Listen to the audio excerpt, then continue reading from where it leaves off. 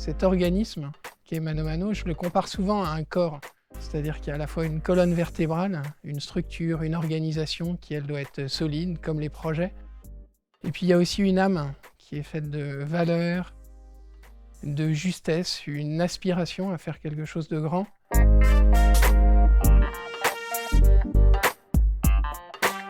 J'ai rejoint ManoMano il y a un petit peu moins d'un an en tant que Chief People Officer. Et j'ai un parcours un peu surprenant parce que j'ai passé plus de 18 ans chez Total avant de rejoindre ManoMano.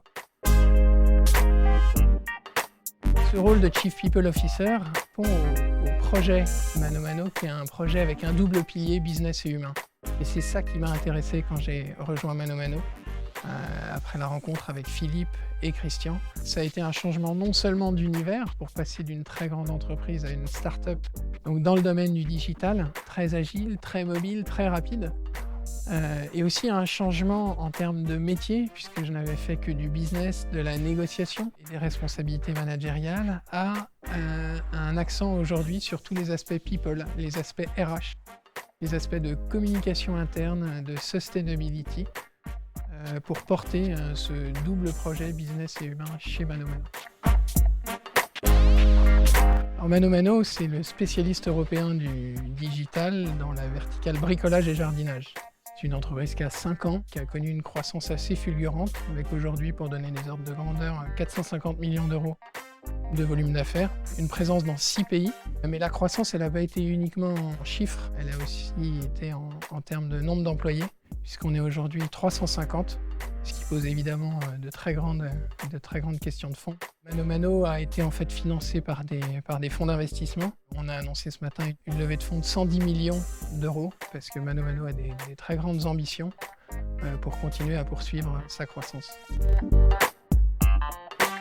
L'organisation elle-même reflète, j'allais dire, les valeurs qu'on souhaite promouvoir, que sont l'audace, l'ingéniosité et la bienveillance. Il y avait aussi un rituel sympa qui était quand les nouveaux arrivaient, ils devaient monter leurs chaises de bureau. Alors il se trouve que maintenant toutes les chaises sont montées, donc on réfléchit à d'autres rituels d'onboarding autour du bricolage ou du jardinage, très probablement dans cet endroit qui est notre atelier.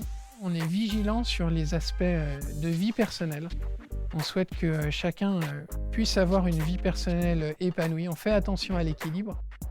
On essaye de mettre en place un rythme qui permette à chacun d'avoir une vie, on dirait en anglais, fulfilling, une vie professionnelle remplie.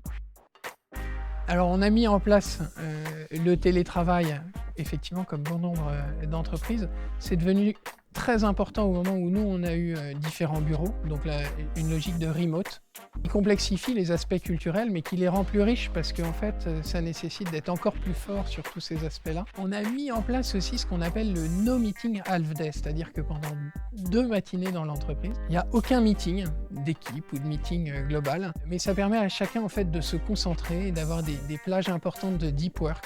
Alors c'est des choses qu'on a fait au fil du temps et qu'on a ajustées, on n'a pas trouvé la recette miracle tout de suite. Mais voilà, c'est appliqué au cas par cas et c'est d'une puissance assez impressionnante. L'idée de se dire que business et humain ne vont pas l'un sans l'autre.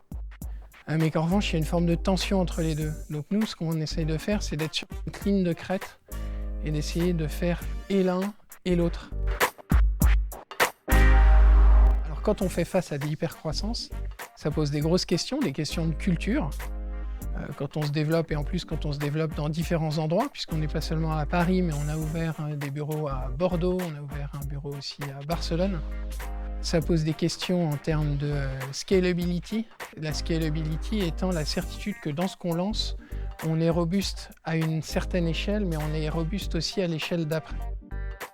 Donc la mise en place d'organisations, de structures, qui nous permettent de faire face à cette croissance. D'un point de vue, par exemple, organisationnel, on a essayé de mettre en place des équipes qui échangent, qui sont pleinement épanouies et qui collaborent ensemble. On a une organisation relativement plate et sur tout un tas de thèmes, on a mis en place en fait des petits comités dédiés, spécifiques, qui ont leur propre rythme opérationnel pour que les décisions soient prises par les bonnes personnes, au bon niveau et avec la rapidité nécessaire.